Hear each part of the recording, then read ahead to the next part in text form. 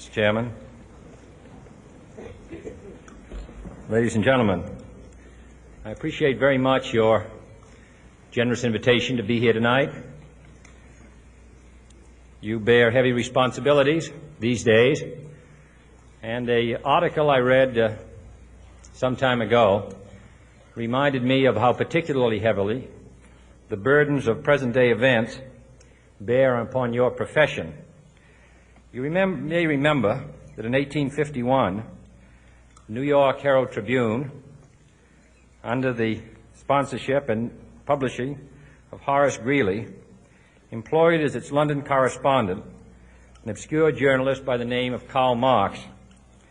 We are told that foreign correspondent Marx, stone broke, and with a family ill and undernourished, constantly appealed to Greeley and managing editor Charles Dana for an increase in his munificent salary of $5 per installment, a salary which he and Ingalls ungratefully labeled as the lousiest petty bourgeois cheating. But when all his financial appeals were refused, Marx looked around for other means of livelihood and fame, eventually terminating his relationship with the Tribune and devoting his talents full-time to the cause that would bequeath to the world the seeds of Leninism, Stalinism, revolution, and the Cold War. If only this capitalistic New York newspaper had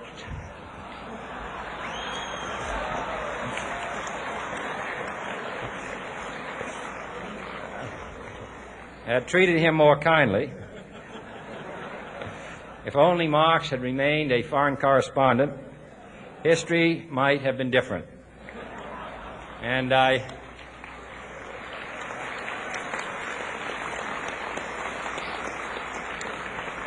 I hope all publishers will bear this lesson in mind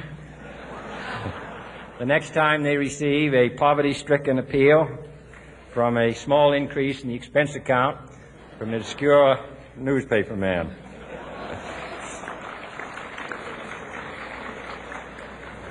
I have selected as the title of my remarks tonight, "The President and the Press." Some may suggest that this would be more naturally worded, "The President versus the Press," but those are not my sentiments tonight. It is true, however, that when a well-known diplomat from another country demanded recently that our State Department repudiate certain newspaper attacks on his colleagues, it was unnecessary for us to reply that this administration was not responsible for the press, for the press had already made it clear that it was not responsible for this administration.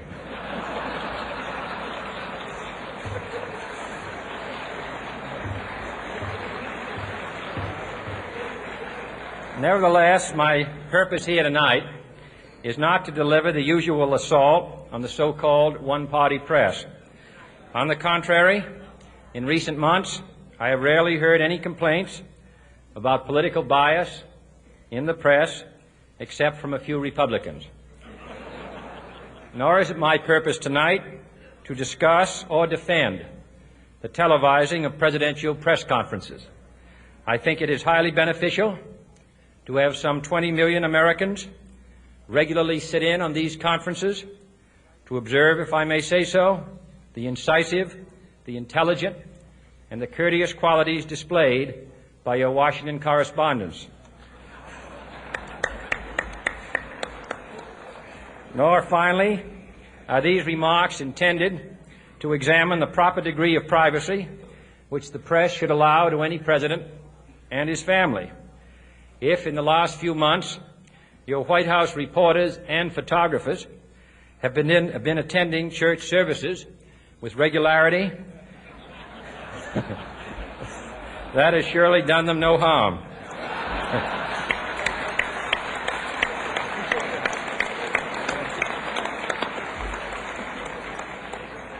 On the other hand, I realize that your staff and wire service photographers may be complaining that they do not enjoy the same green privileges, the local golf courses, which they once did. It is true that my predecessor did not object, as I do, to pictures of one's golfing skill in action, but neither, on the other hand, Did he ever been a Secret Service man? My topic tonight is a more sober one, of concern to publishers as well as editors. I want to talk about our common responsibilities in the face of a common danger.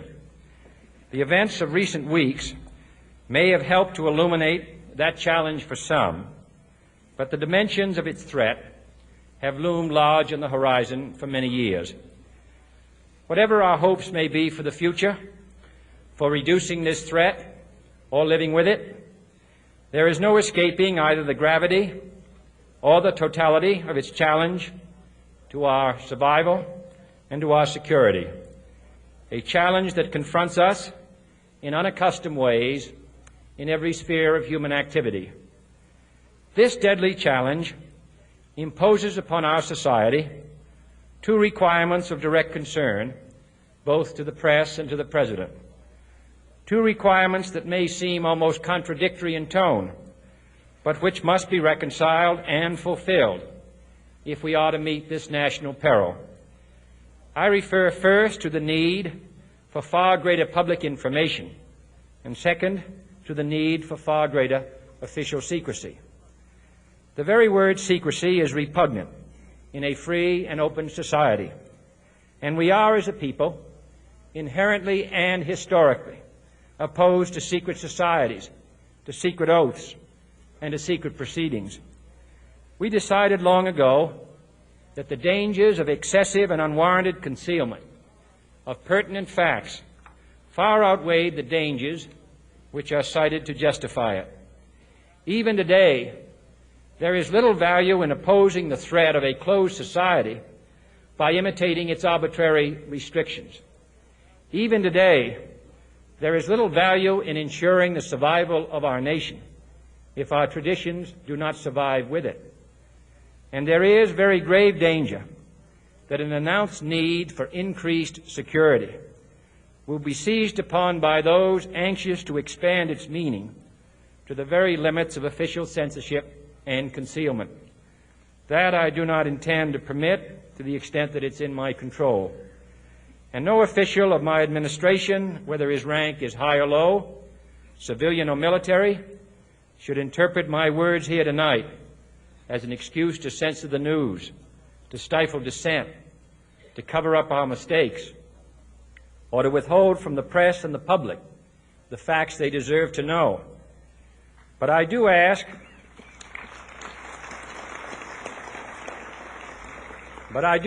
every publisher, every editor, and every newsman in the nation to re-examine his own standards and to recognize the nature of our country's peril.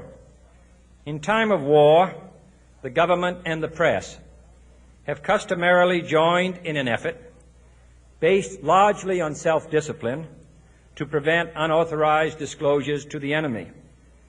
In times of clear and present danger, the courts have held that even the privileged rights of the First Amendment must yield to the public's need for national security.